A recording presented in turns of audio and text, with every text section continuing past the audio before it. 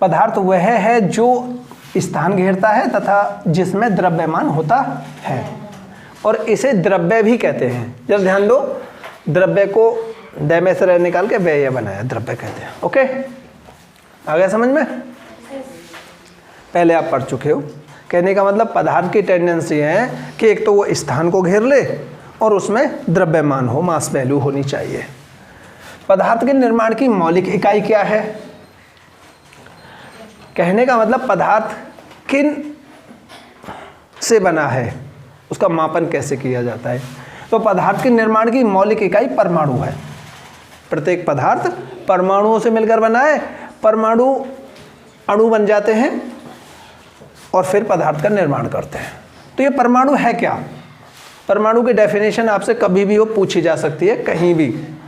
Chemistry की सबसे popular definition है, आगे चल के आपके लिए महत्वपूर्ण परिभाषा बनेगी। परमाणु किसी पदार्थ का वह सूक्ष्मतम, सूक्ष्मतम मतलब सबसे छोटा, ठीक है, सूक्ष्मतम कण है जो स्वतंत्र अवस्था में नहीं रह सकता है।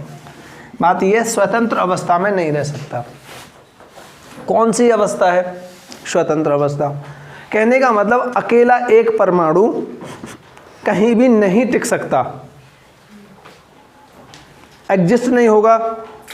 वो परमाणु किसी दूसरे परमाणु से मिलकर अणु बना देगा, अपने ही सेम, अपने ही जैसे परमाणु से मिलकर क्या बना देगा? अणु। और अपना ही परमाणु नहीं मिला तो किसी अन्य तत्व के परमाणु से मिल जाएगा और यौगिक बना लेगा। क्या बना लेगा? यौगिक। ठीक है, रह सकता है, स्वतंत्र अवस्था में नहीं रह सकता है। तो परमाणु कैसी अवस्था में नहीं रहेगा? दो या दो से अधिक परमाणु मिलकर एक स्थायी कण बनाते हैं जिसे हम अणु कहते हैं। अणु स्वतंत्र अवस्था में रह सकता है, स्थायी कण है।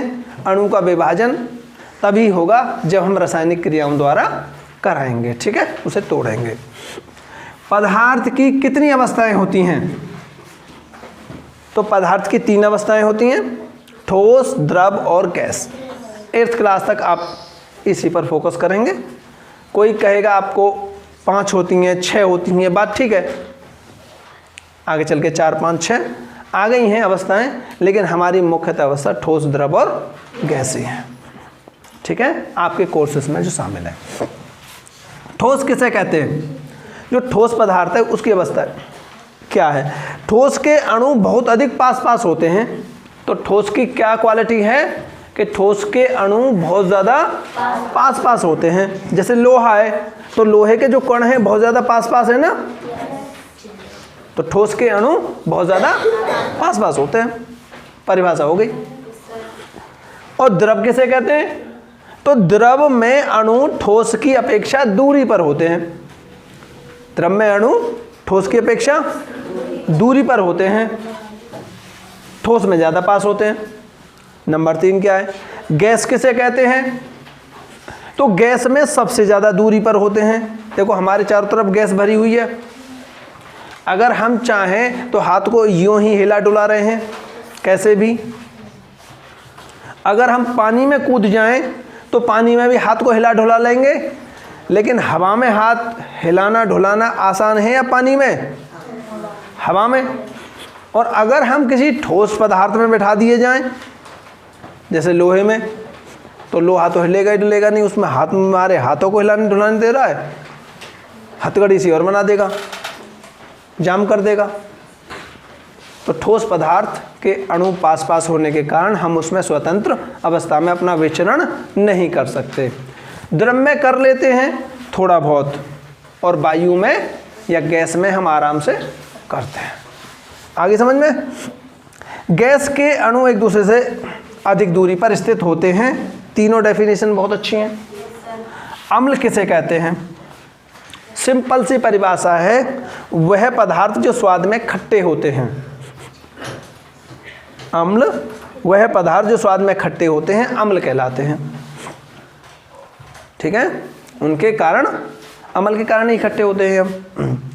अम्ल को कितने भागों में बांटा गया है? तो अम्ल को हम 2 भागों में बांट देते हैं। अब ये मत कहने ना आम अम्ल है, आम अम्ल है क्योंकि आम खट्टा है, ऐसा नहीं है।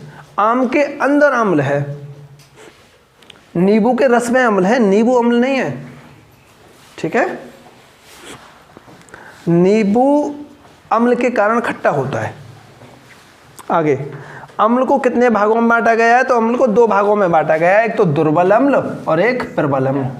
दुर्बल को बोलते हैं अंग्रेजी में वीक, कमजोर, एसिड अम्ल। प्रबल को बोलते हैं स्ट्रॉन्ग, ताकतवर अम्ल। तो दुर्बल अम्ल किसे कहते हैं? तो कमजोर अम्ल है। वह अम्ल जो प्राकृतिक रूप से फलों या सब्जियों में पाए जाते हैं, दुर्बल अम्ल कहलाते हैं। भाई आम को खा सकते हैं इसीलिए तो क्योंकि उसमें दुर्बल अम्ल है, खाने से कोई नुकसान नहीं होगा। और इसी प्रकार से नींबू हुआ, हमारा टमाटर हुआ, ये सारे खट्टे पदार्थों को हम खा लेते हैं क्योंकि उनमें दुर्बल अम्ल है। दुर्बल अम्ल को प्राकृतिक अम्ल या कार्बनिक अम्ल भी कहते हैं। नाम याद रखना, कार्बनिक अम्ल और प्राकृतिक अम्ल भी। अब क्या है, प्रबल अम्ल किसे कहते हैं? ऐसे अम्ल जो खनिजों से प्राप्त किए जाते हैं प्रबल अम्ल कहलाते हैं। इन्हें खनिज अम्ल भी कहते हैं। ये त्वचा पर पड़ने पर उसे बुरी तरह जला देते हैं। अगर त्वचा पर प्रबल अम्ल पड़ जाए तो क्या होगा? जला देगा त्वचा को, ठीक है। प्रबल अम्ल कितने प्रकार के होते हैं? तो प्रबल अम्ल 2 प्रकार के होते हैं, तनु अम्ल और सांद्र अम्ल। सांद्र से तनु बनाया जा सकता है, तनु से सांद्र भी। वह, अब तनु अम्ल किसे कहते हैं? वह अम्ल जिसमें पानी की मात्रा अधिक होती है, तनु अम्ल कहलाएंगे। सांद्र अम्ल किसे कहते हैं? सांद्र अम्ल को तनु बनाते समय क्या करना चाहिए? ये प्रक्रिया आप विशेषतः ध्यान रखो। कोई अम्ल है, सांद्र अम्ल है, सांद्र अम्ल का मतलब उसमें पानी की मात्रा कम है। अब उसमें पानी डालना है तो अम्ल में क्या करोगे? पानी डाल दोगे, ऐसे डाल दोगे तो आग लग जाएगी। तनु बनाने के लिए सबसे पहले पानी लो और पानी लेकर उसमें बूंद बूंद करके अम्ल डालो, ना कि अम्ल में पानी डालो। बात समझ रहे हो? तो तनु बनाने के लिए हमें क्या करना है? पानी में अम्ल डालना है, अम्ल में पानी नहीं। अम्ल में पानी अगर आपने 1 बूंद भी डाल दी तो आग लग जाएगी, याद रखना।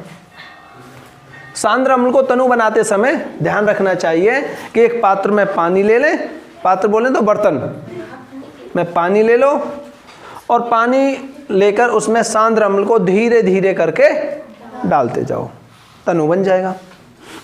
अब कुछ पदार्थ के नाम हैं और उनमें उपस्थित अम्ल हैं और उनके रासायनिक सूत्र हैं, ये आपको याद होने चाहिए। नींबू का रस हुआ, संतरा हुआ,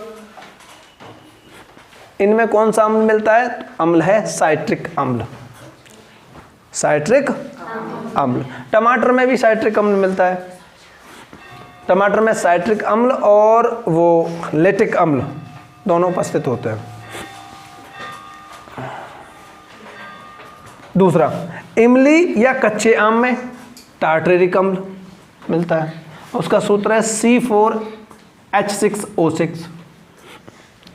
साइट्रिक अम्ल का C6H8O7, ठीक है। सिरका में एसिटिक अम्ल बनता है, सूत्र है CH3COOH, CH3COOH। दही में लैटिक अम्ल मिलता है, सूत्र है C3H6O3। आगे समझ में? खनिज अम्ल या प्रबल अम्ल के उदाहरण बताओ। HCl, HNO3। HCl को हाइड्रोक्लोरिक अम्ल बोलते हैं, HNO3 को नाइट्रिक अम्ल बोलते हैं, ठीक है। ये इतने क्वेश्चन हैं, आप इन्हें आराम से याद कर सकते हैं और इसी पे के अनुसार आपके लिए 10-12 वीडियोस और ऐसे ही लिख देंगे, उन्हीं में से आपसे पूछा जाएगा, ठीक है। आपसे बंद कर दीजिए।